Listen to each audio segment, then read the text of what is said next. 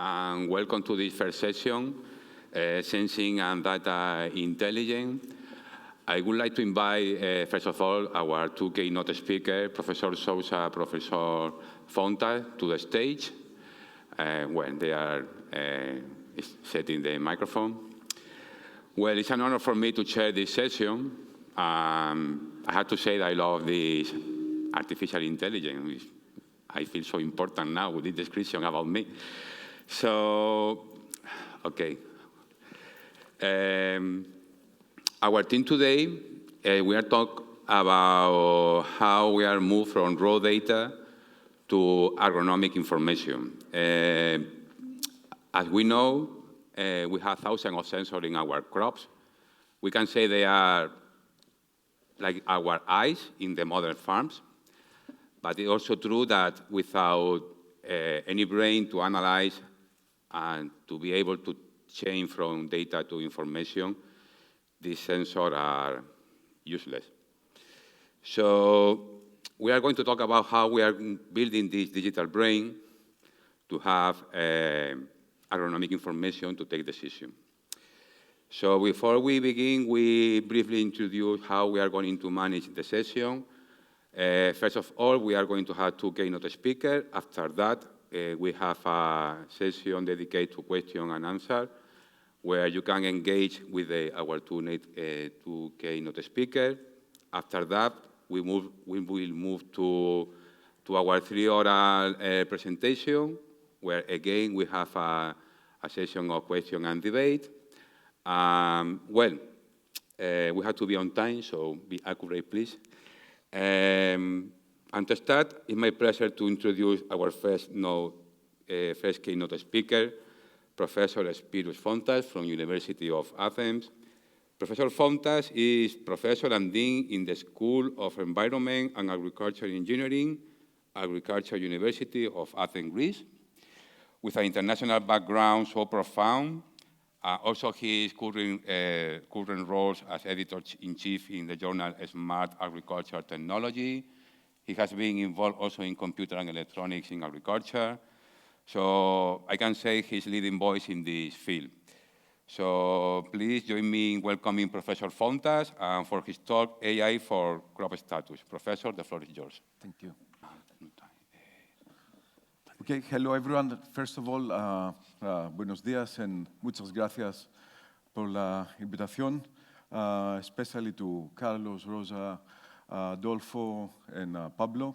I've known many of you for many years, from papers and publications and projects, so I'm very happy that I'm here because I think Spain, especially Andalusia, you're doing a lot of work and really you are contributing a lot to this area.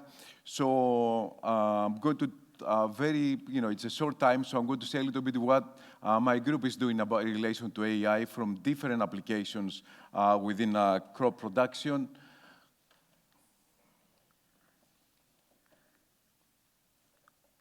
Have to. Okay, good.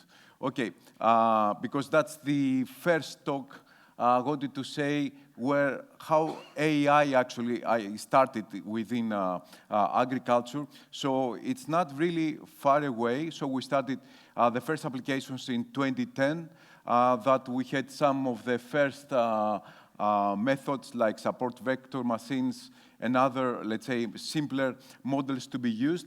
But the revolution of artificial intelligence actually started in 2016 when CNN and deep learning actually started. And I'm going to say that because I've been editor-in-chief in computers and electronics since 2014. So in 2014, we had only 600 publications all over the world as in 1 year, in 2014. And then after 2016, everything really increased so much. So in 2016, we have doubled the number of submissions to 1,200. And then last year, now I'm still associate editor there, we had 14,000 publications submitted in just 1 year. And so that's why I say after 2016, everything has really changed. And then now in 2019, we started having a large data sets available and then some models like transfer learning were used for that. And finally, where we stand today, so we have new powerful techniques like transformers, GANs, foundation models. And every year things are changing so fast. So I'm going to say what I'm going to present today is like some of our application. First of all, we've done a lot of work about plant species classification, about nutrient deficiency, about plant phenology recognition, and also about quality attributes prediction. And we started working on this area as a group from, let's say, 2020, maybe a little bit earlier, but usually deep learning started this one. So first of all, we started with transfer learning. That was one of the first model that was used. So we started with wheat identification. We all know that we have to actually identify. So we actually applied this one, and we achieved 90% in 2020. Now, if you have below 80%, it's a failure in the publications. But that was in the beginning, so we have the first two publications at Compaq. And then we went to the data augmentation models, because one of the problems of artificial intelligence, we know, and it was said before, we need a lot of data, we need a lot of quality data. So sometimes we have good data, but on the other hand, we have to generate some fake or artificial or synthetic data. So that's why we tried with GANs, so we actually had some more data. So we tried to do that, and we managed to have much higher accuracy when you actually bring more synthetic data in relation to the original one. Of course, the quality is not the same, but actually increase a little bit the quality of this. And you can see the publications related to each of these area. And then we continue with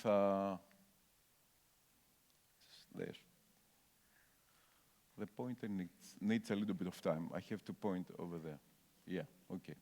And then we went to transformers. Transformers are one of the first, let's say, more complex models that we could use and generate more.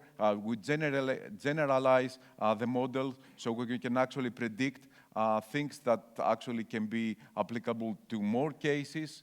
So we do that again with wheat species, and we also managed to have one of our first paper in 23, again, slowly increasing the accuracy of the estimation of the wheats. So then we said, okay, most of the work is related to yield prediction and wheat identification, but there are so few papers related to nutrient efficiency. Why? Because it's very hard to find quality data. Because sometimes we see a field, we see a leaf, we don't know if there is a deficiency, it's about boron, or it's a nitrogen, or it's a combination. So it's very hard. Even the very experienced agronomists, sometimes they are not sure about it. So the only thing we can do is like lab experiments that we can actually have quality data. So we try to see if it actually is working, and we try that with sugar beets and oranges. And I'll show you the results in a minute. And here we actually managed, again, to have very high precision, about 98%. And also that was published at Compaq at that time. And then another thing which is very important is identification of objects. When I say object, it can be anything. For us, we want to see maturity. Can we actually estimate the maturity before harvest? That's also very important, especially for horticulture and horticultural crops and tree crops. And here we have experimental field, which is in Marathon. Marathon is very well known for everybody.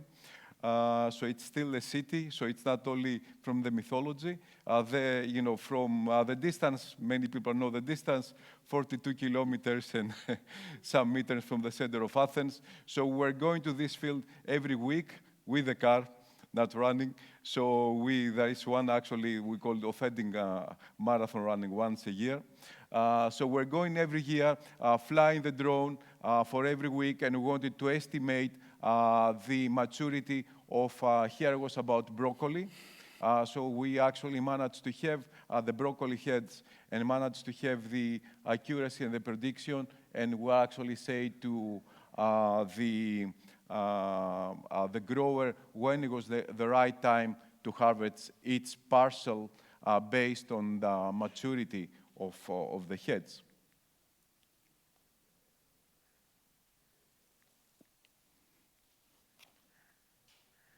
Have to find the word to, okay, to point there. And then another one which is also very interesting, it's about quality. To identify weeds, yield prediction, it's easier, but when we're trying to identify quality parameters of any crops, then the accuracy is not as high as like more than 90%, because we know that there are many biochemical processes inside, so things are getting more complicated. So here we had an EU project which was called Big Data Grapes. So it was anything about grapes and to collect big data and trying to analyze. So at the same time, we are actually using sensors, proximal sensors on the tractor, crop cycle, and another one on the side and the top, flying the drone, and we're also getting the satellites at the same period within the 5 days. So we ran this for 3 years, this experiment, and the best we could get was 66% in only one of the quality attributes of grapes. So it's not easy. And the rest of the parameters were below 50%. But again, we published because we don't have to have always very high numbers, because that's agronomy, that's biology, and we have to really also say what it can be done with high precision and what with lower precision.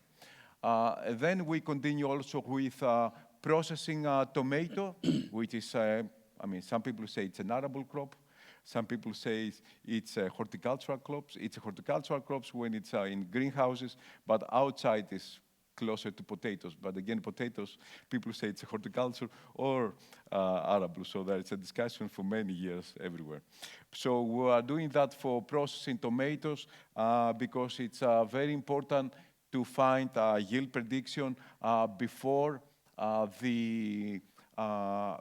actually the harvesting. So we also use here, again, we started the first year with a proximal sensor, and the second year with the drones, and finally went with remote sensing to make the prediction of the yield prediction before it was actually harvesting. And we actually managed to have very good prediction 17 days, 75 days before the harvest. We also have made like the software because we are collaborate with a company and a farmers association, so every farmer can go online and have every week to see the satellites and also the prediction of the field. It's very nice to make it, but it's very hard to be adopted by the farmers. As everybody knows, farmers, even the young farmers, okay, the young farmers is different, but it's very hard to find young farmers below 35 years old. So we make such a beautiful, and everybody's here is doing very beautiful work, but when it comes to real application, it's very hard. So the company actually that we're working together, they hire another company working in that specific village that they're actually talking to farmers' language. We cannot talk to the farmers' language. They don't trust academics or researchers. And then we actually try also, now another thing which is a very fancy are LLMs, large language models. Some people maybe have not heard, but everybody knows ChatGPT. ChatGPT is a LLM, it's large language models behind, and everybody now is going to use it. So before it was only to ask questions, But now you can actually put a photogram of a plant that you know what's the problem, and actually it's going to give you also an estimation. Depends on how accurate the information is inside. So we actually did that, and we used some vocabularies, agricultural vocabularies, because if we can extract the right information we know, that's actually worked quite well. We have a publication at Comeback for that. So, and now the last one is foundation model. So that's very important. Actually, you had a call that was funded last year, just a foundation models for Agri-Food. So we're going to see many things going on. So we also try, and we actually can see that this is the future. Why foundational models? Because actually it can be used for different applications. So we have a variety of different, here is the publication in 25. So we can see the Dino and some others are very good. So if I move a little bit to some other areas, another thing is also hyperspectral images. So many people are using hyperspectral now because we want to go to details. So Pablo said, we are using a lot here in CSIC. We also try to do that. So we had another EU project about vegetables, and we tried to work on this. Again, that's some of the outcomes. Here we're working on broccoli. We're trying to find specific peaks. Again, always yield and quality. Quality is most important, but it's very hard to find good results. So again, what is going to happen in the future? So here is like a vision paper that we published last year, like in 2024, is how agriculture is going to happen afterwards with so much intelligence. But we have to also think about the behavioral aspects of the farmers. So it's not only technology, here it's going to be technology, but it's good that there is also a session about not only technology, but how this to bring it down to the farmers. So, and then we continue with just say some of the applications. So our group has also made like a spin-off company because one of my students came, Milona said, we collect so much data, why don't we make it like publicly available? So we actually made, in the beginning, we made a library. We call it In the Library. Still, you can see the publication. So we can actually go and it has more than 150,000 images online, all annotated. But you can actually make real business with this one. So, you can have some transaction, but it's not real money. That's why we made like a camera for orchards and vineyards that actually it works both for yield estimation, disease detection. But again, it was good, but farmers don't like it so much. They don't buy for that. So again, you have to change again. And then now we're working with a spray manufacturer and to also use it for variable rate spraying. And this actually has a market, and the company has started now selling. So it's now depending, goes with the dashboard and so on. So that's another project. So I'm going to tell you a little bit of a few projects, and I'm done, of EU projects. So this is Optima, that's a project that I was coordinating and finished a few years back. It was about optimized integrated pest management. So we wanted to start from prediction until the applications. So we didn't say that we're going to apply everything. So we only selected 3 crops, and we apply for these 3 crops. Here is a work done by some colleagues from Wageningen. So that's a hyperspectral camera for apple scab. So in the beginning, and actually the application was, the pilot was in Catalonia. So that was actually how we started. So everybody is working with hyperspectral. You know what we're trying to do. We want to find a specific spectral, and then for hyperspectral to move to multispectral and make it really happening. So that's how it actually works.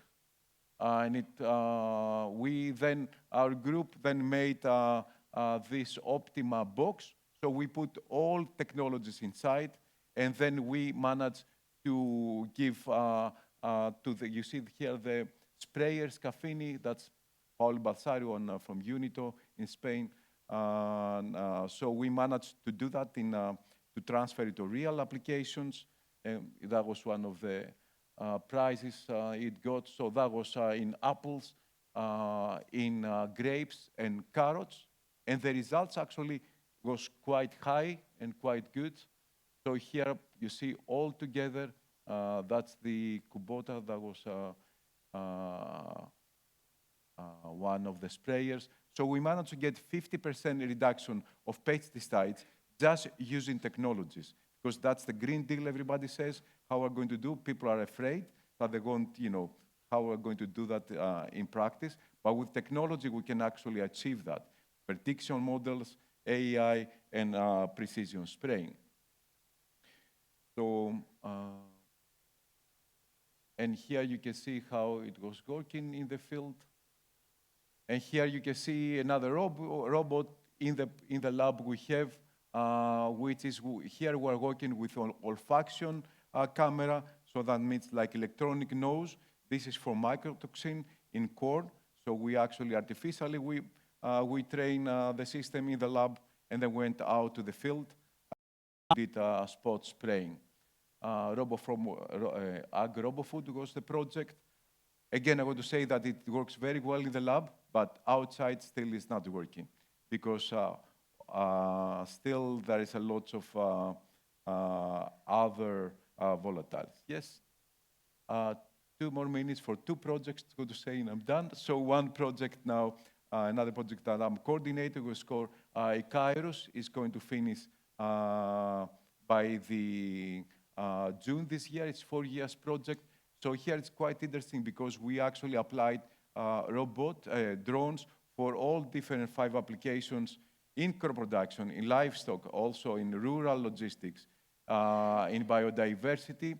So it's a quite interesting project because you can go online. We have an academy and a platform. You can get models, you can have data sets.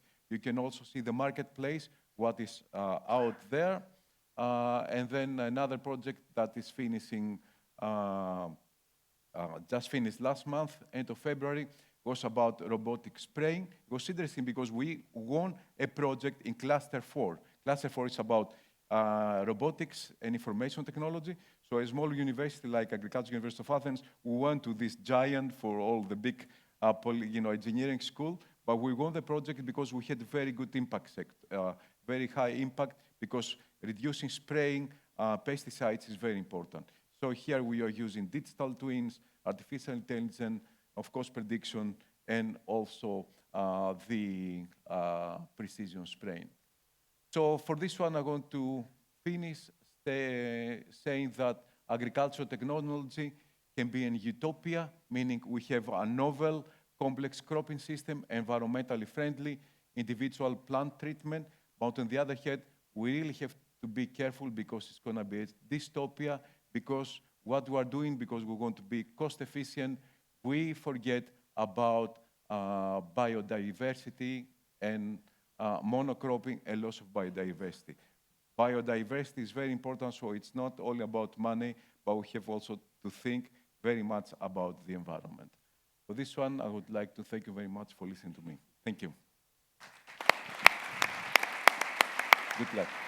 Thank you very much, Professor Fountas. It's a very interesting presentation. We can have a long debate, but we have to continue with our journey. So now we are going to move to other keynote speaker, Professor Joaquim João Moreira de Sousa. Joaquim. Professor Sousa is Associate Professor at the University of Trás-os-Montes e Alto Douro. Correct my Portuguese? Yeah, it's okay. Fine. From Portugal, he is a senior researcher also at CITAF and INESC.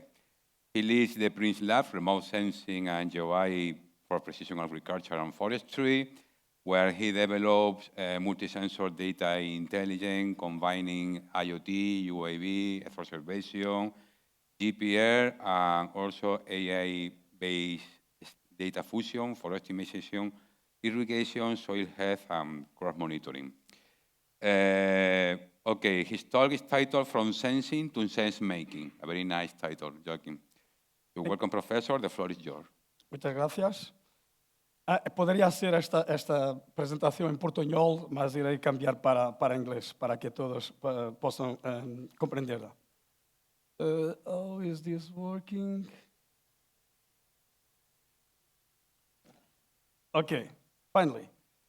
So, the title is not very, very important. The most important is that I decide not to show you some results of my research and applications. I could do it because we are doing many, many things, but I would like to share with you the most important insights that we got from these 20 or more than 20 years working in these fields.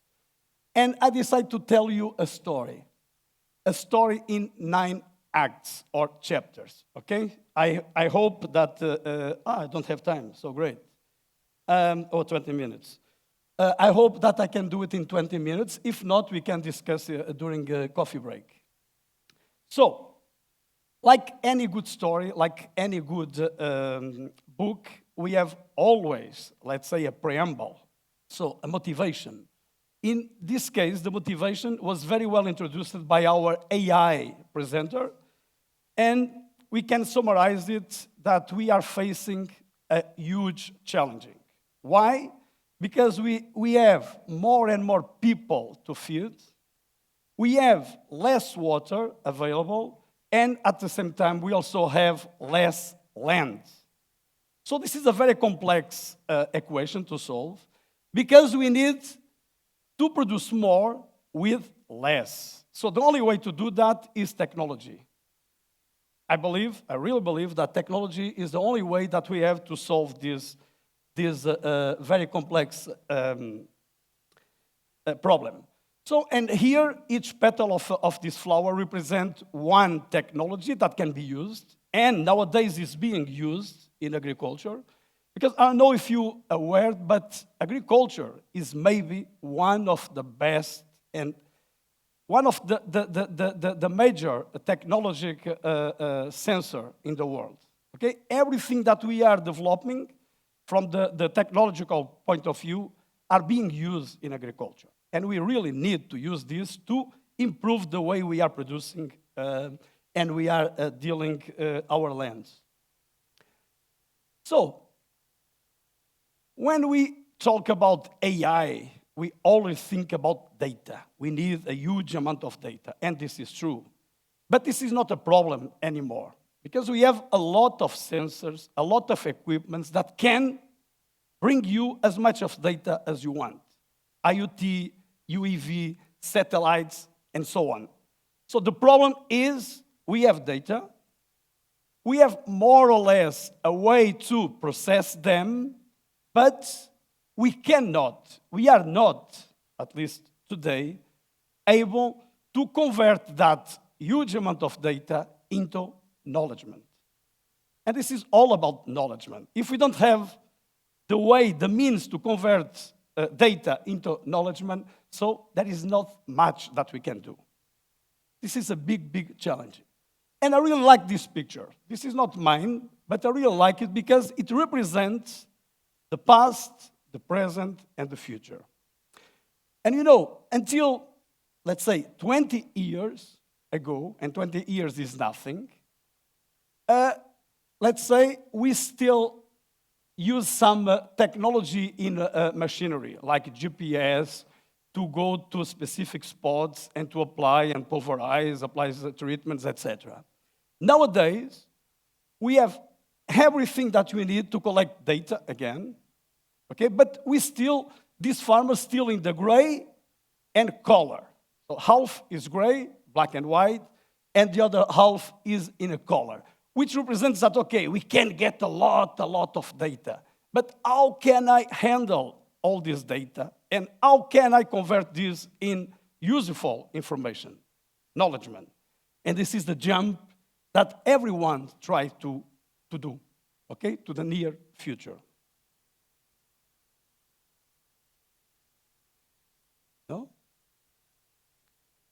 Okay, the other, no, sorry. The opposite, oh, sorry. Very important. Uncertainty. And this is maybe the most important slide that I have to show you. Why? Because here I put TRL. So TRL, maybe many of you know the meaning, and the meaning is technology richness level, which represents how far a product, a process is from the marketing. So can be commercialized, is ready to be commercialized. And this is, that was created by NASA, okay, and nowadays is used in whole kind of sectors. Okay, I divide these in 3 areas. First, measurement, so data, and this is quite mature.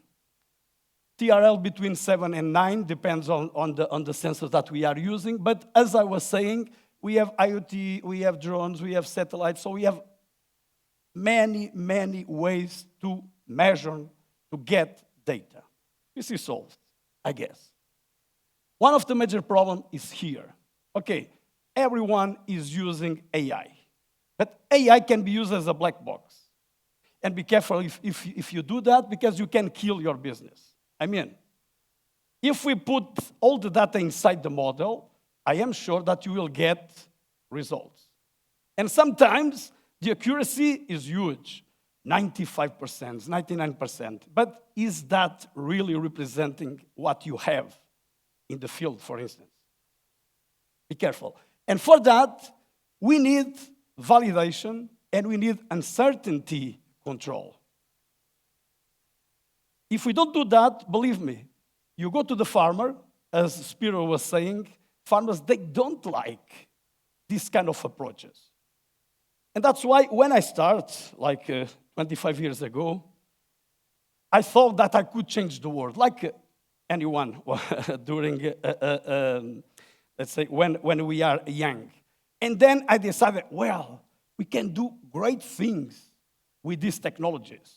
We can create new solutions, go to the farmers, present the solutions they can use, et cetera, et cetera. And then I realized that wasn't a good approach. Because before, we should listen to the farmers, because they know exactly what they need. And then maybe you can help them to solve some problems. And now, this is the approach. I go to the farmers, I try to listen to them, and I try to, okay, is it possible to use the new technologies to solve a specific problem that can help farmers to solve it? This is the good approach. Otherwise, if you go to the farmer with a nice solution, nice maps, a lot of colors, etc., but the farmer, he knows very well the land, and he knows if this is true or not, what you are saying. So if it's not true, forget it, you are killed. Your business is dead. That's why I think this is the most important part of this presentation. Okay, so the first act, believe me, it will be fast. So why geospatial intelligence? So this is very, very nice, very hot, and very, let's say, a trend. But again, I divide this in the full pipeline. When we are talking about geo-AI, we need to pay attention to the full pipeline. And the full pipeline starts always with acquiring data, so measurements. But then we cannot forget that if we need to compare through time the data, we need to align all the data. And by align, I mean calibrations, I mean geocoding, all these kind of things that you know when you go to the field that you need to do it. Otherwise, you will get artifacts, not results. Be careful on that. And of course, analyze and action. Action is maybe the most important. You should provide farmers with a specific outcome. Do this, do that, don't do this, apply this water or this nutrient, etc. Okay, I don't have time, but I guess you all understand this. Let's say this is the interactions that we have between the plants, the soil, the water, and so on. I don't have time, so I will move to chapter, come on. No?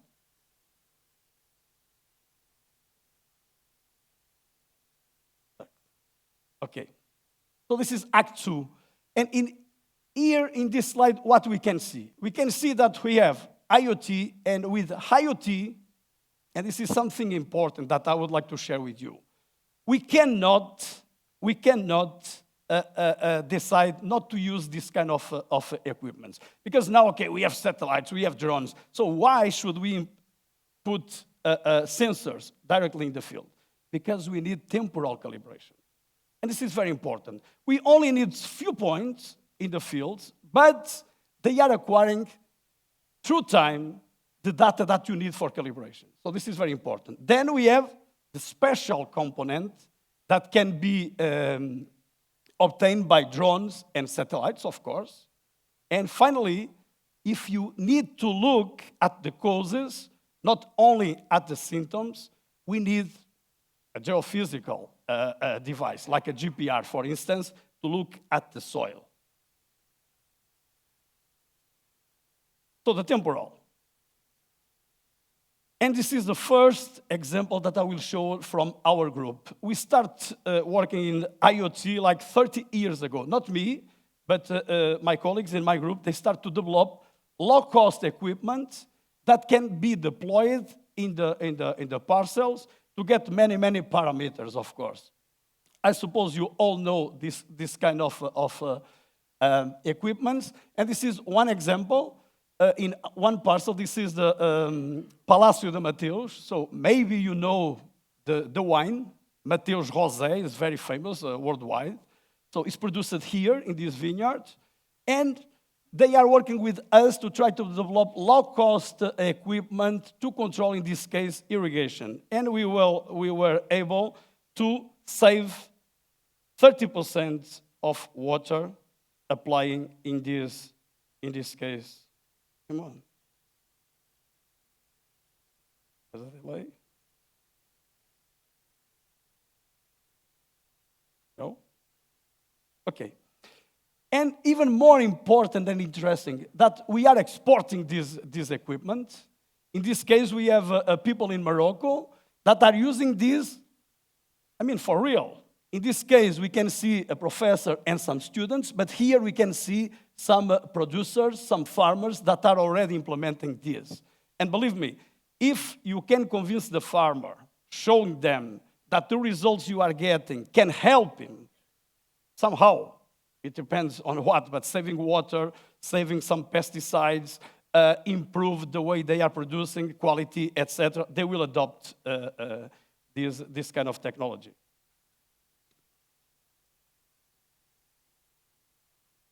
Okay, this is more or less the same. And another equipment that we developed, this is a vine inspector. Basically, this is a product that uses AI as the basis, and we have 5 cameras. The cameras are pointing, in this case is a vineyard, but it can be used in other crops.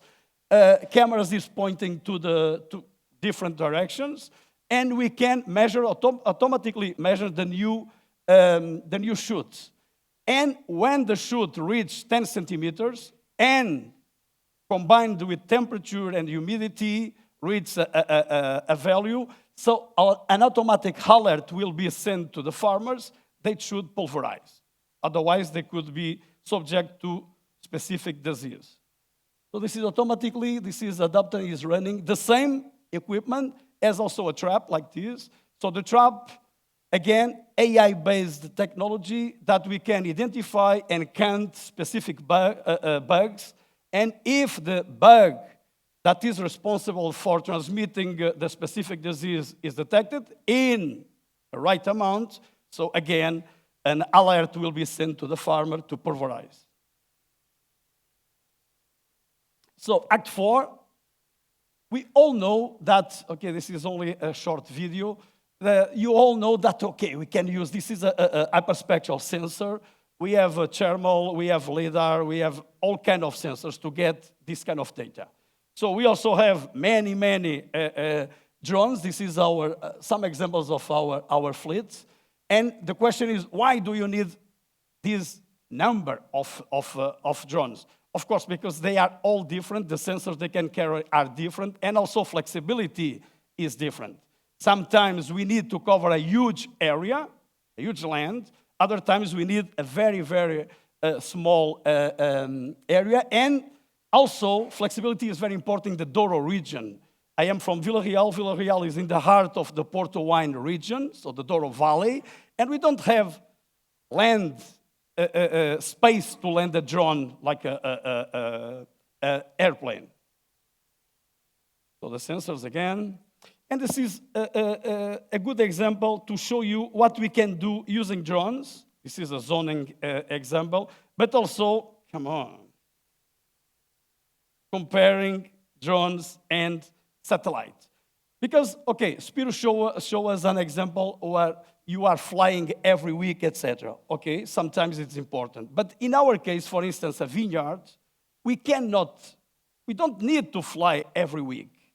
And during these last 10 years, we developed, let's say, a pipeline, and we conclude that 3 times is enough. If we fly a drone 3 times, and if we also have some IoT sensors in the field, we can complement the information with Sentinel-2 data. And as you know, Sentinel-2 is free. It's very, very comfortable to get because you are in the office, you download the data, you analyze the data, and you can complement. As you can see, in the left side, you can see the UAV map. In the left side, you can see the Sentinel. So, few centimeters, maybe 2 centimeters resolution, and 10 meters resolution. The pattern is exactly the same. So we can complement in sometimes the UAV data with the Sentinel. Okay, it was another example. Something new, we are working now with GPR, so ground penetrating radar. Because as I was mentioning, sometimes or most of times we are looking at the symptoms, not at the causes that is provoking that symptoms. So if we look at the soil with equipments like this, of course, this is the best way to use the equipment, using a cart, putting the sensor directly in the soil to get the best results. But if you have a huge area to cover, the drone could be very, very interesting to use. We have some attenuation, we have some noise, but we can do it. And I will show you how we can do it. Look, we need to fly less than 50 centimeters above the ground. Okay? Very, very close to the ground, but it works very nice.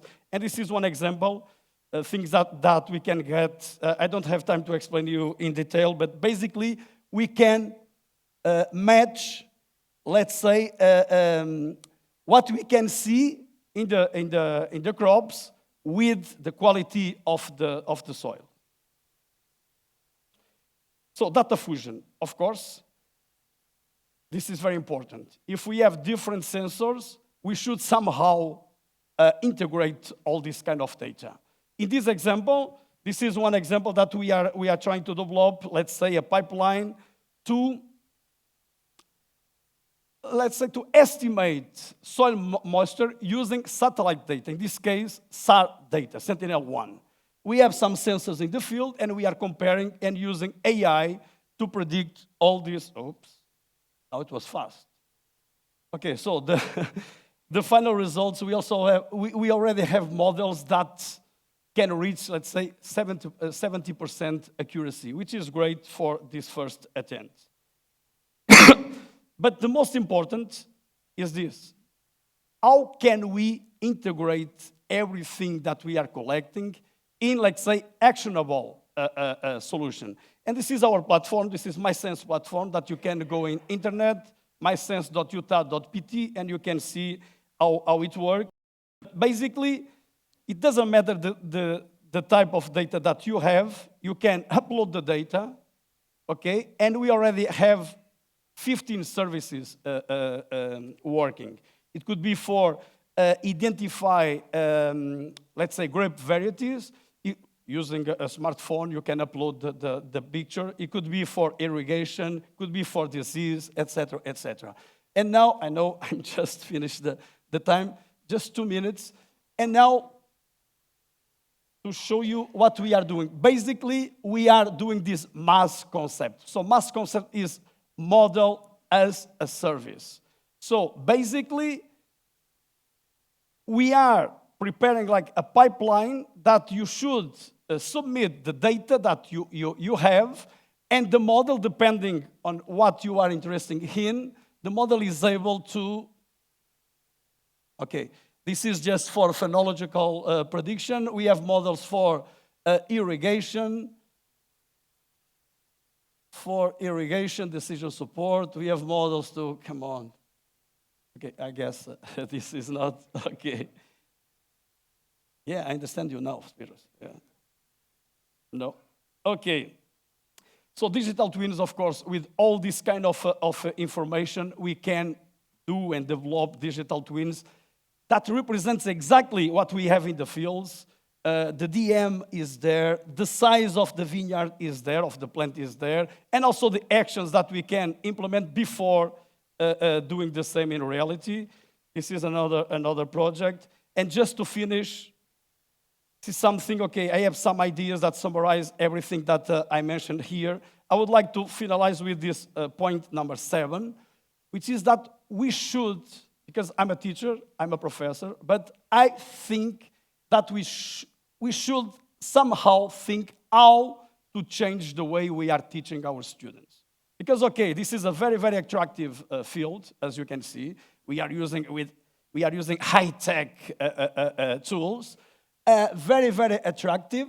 So maybe using project-based learning make all these layers teachable in a different way and may attract youngs for this field. Thank you very much for your time. Thank you very much, Joaquim, Professor Fountas, for your presentation. We have to be aligned with the timetable, so sorry for being pressure you to finish. Okay. So now we have time just only for 1 question, 2 questions from the audience. So I open the floor to the audience. If you have any question, don't be shy, please. No question? 1? Okay. No, microphone. If I can ask a question, actually, to both of you. We've seen a little bit of where we've come from. There's a lot of knowledge and new technologies. And if you had to project ourselves, let's say, 10 years into the future, well, now we saw the picture of the farmer, just sitting there and sipping their soda, and while everything else is being taken care of by robotics.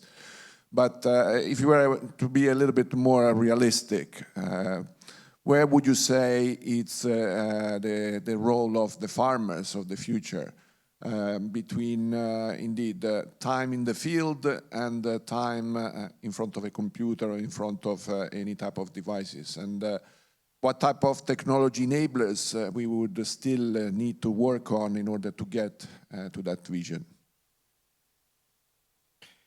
Okay, if I can start, I think that's a $1 million question, right? Because can anybody think how GPT will change the world in 3 years' time? Nobody. We just have that. So it goes so fast. So nobody would believe that there is no young people now at the age of 18 to 20 not using GPT every day, multiple times. So GPT, is the most important thing that what their parents, of course their parents, say, but the friends, what they're saying. So people rely so much now on LLMs. So, and this will actually come very much into 10 years' time, because they will rely more on the ChatGPT than on what the agronomists were going to say, maybe. So I would think that such systems, but customized to its farmer's type and psychology, because now psychology is coming also at the LLMs, will actually be the future. Because, you can see now from Joaquim and ourselves, and everybody, technology is there. There is no doubt anything can be done in the field. The thing is like, who is going to use it? So I think customized solutions to the farmer's behavior and type. So the farmers will just say what they're going to do, and they will find the recipe right away. I'm really sure real-time application decision-making will come very much. So it's going to be in 10 years' time, completely different. At this time, robotic companies are bankrupting. Agricultural robotics companies are in bankruptcy in Europe. AgroIntelli and some others, because lots of money were coming in from investors the last 10 years, but now they realize now it's time to go out to the market. Farmers don't buy because it's too complicated. But maybe it will be the same for the robots, because if it's, AI cannot fix the robot, But for solutions, real time, I think there will be a lot of applications. Well, I agree that things still very complicated to use. That's why I don't think that the farmer should be in front of a computer. They don't care about this. That's why you should not go there and tell it, okay, you have a drone, you can fly, you can analyze. No, they don't care about this. So it should be like a full solution that a company, for instance, can sell. It could be to a cooperative, or if you are a huge farmer, okay, you can pay yourself, but you pay a service. You don't care about the data they are providing you, how many times they are flying, how many sensors they deploy in the field, satellite images that they are using, etc. They don't care. They just want to get something, some action they need to be doing automatically, preferably, okay? Automatically. And of course, they will be there.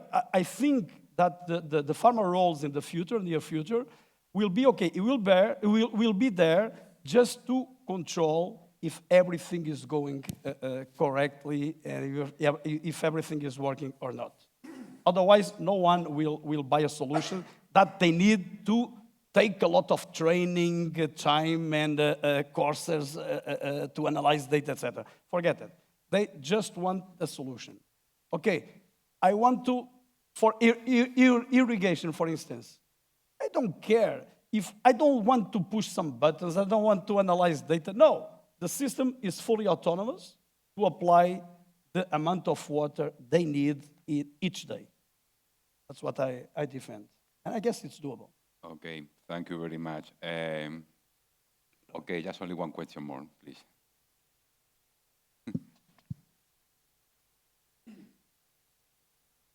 Great, thank you very much. Thank you to both of you for great presentations.